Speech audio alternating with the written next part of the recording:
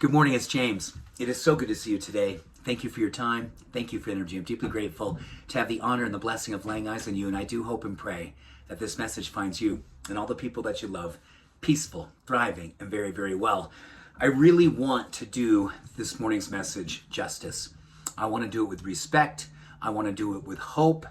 And I want to do it with a level of clarity and conviction so everyone who needs to hear this message hears it, and then most importantly, feels it, and then feels an opportunity to respond to the work at hand.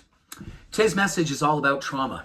It's all about how it is that for people who've been through trauma, experienced trauma, still continue to desire to do the work, and how incredibly courageous that is. And that is really what I want to focus on today. I love to call it the psychology of adversity. And what keeps you and I'm a person who's experienced trauma. I'm sure many of you, if not all of you, have had varying degrees of seeing or experiencing trauma in your life, or definitely know someone who has. And it's really interesting as I look at the psychology of adversity in my life.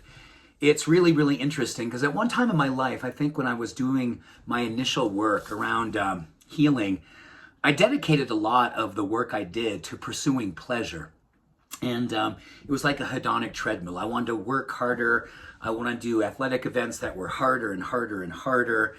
I continually was pursuing the hedonic things that made me feel like this is a pleasure thing, and oh my gosh, that's kind of worn out, so I gotta go after the next pleasure thing, and this endless pursuit of hedonic pleasure. Realizing that that treadmill will never, ever fulfill me. It never fulfills any of us. It's never ending. And then I started thinking about how it is that there was a time in my life, in my early 30s, I stopped being dedicated to the pursuit of pleasure and became deeply dedicated to the pursuit of meaning. Meaning. I wanted meaning in my life. And I realized, oh my gosh, that never gets old. That never wears out. It only wants more and more for me to continue and deepen my own healing work and the work that I do in the world that helps me to feel like the meaning that is my life is the most important thing that will not only heal my life, it'll make me desire to continue to do more good in this world. And at the end of each and every day, I find myself weighing out the level of meaning that I brought to that, which allows me to feel a sense of peace in a beautiful way that my heart continues to heal over time. There's a lot of work that's going on, how post-traumatic growth is an area that a lot of scientists who spend time and energy in the trauma-informed world.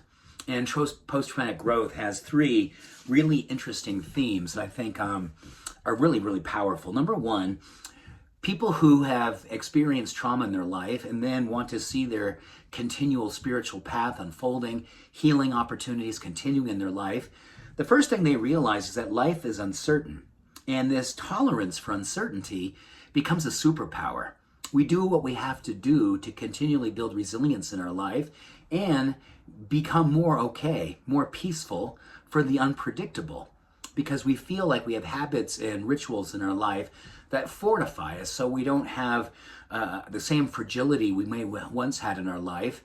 And this way in which we've built programs and rituals and algorithms in our life, they help us to fortify our willingness to live in uncertainty, but live in uncertainty in a very prepared way so that we continue to move forward in our life knowing uncertainty is it, but we have in us the opportunity to meet it wherever it comes. Number two, a commitment to self-awareness, self-compassion, and self-acceptance. We do the work so we continue to find ways in which we can love ourselves, be there for ourselves, hold ourselves to a level of accountability, to a level of value sets that we believe in, and truly creating environments where we know the freshness of the work that we're doing is continually reflected back to us. And lastly, personal agency, a responsibility for the choices that we make. All of the choices. The ones that were hard and not so good. The choices that we make, hopefully more and more, that are healthy and loving and kind towards ourselves. And the agency that we have knowing that we have within us the opportunity continually choose. To choose more and more the things that help us to come alive, to heal, to become stronger, and to be in that vulnerable space of grace that everyone who's been through trauma, everyone who is presently practicing and learning about the psychology of adversity, continues to stay present for the work. We sit in the front row of the classroom of our life because we believe so strongly in ourselves, in the worthiness that we have to heal. So for anyone here in this community who has experienced trauma and has the blessing and the courage and the willingness to experience post-traumatic growth, I stand with you and I'm proud of you. And if you are in a place where this grace needed to be heard today, I'm proud of us for standing together as we continue to do the work, the most beautiful work of our life, I believe, so far. And maybe the most beautiful work of our life we will ever do, because it allows us to be here, to be present, to be compassionate, to be courageous, to be love, to be vulnerable, to be hopeful, and continue moving forward in our lives under the influence of grace. Space for grace that we create each and every day. Thank you. Much love. All blessings. Bye for now.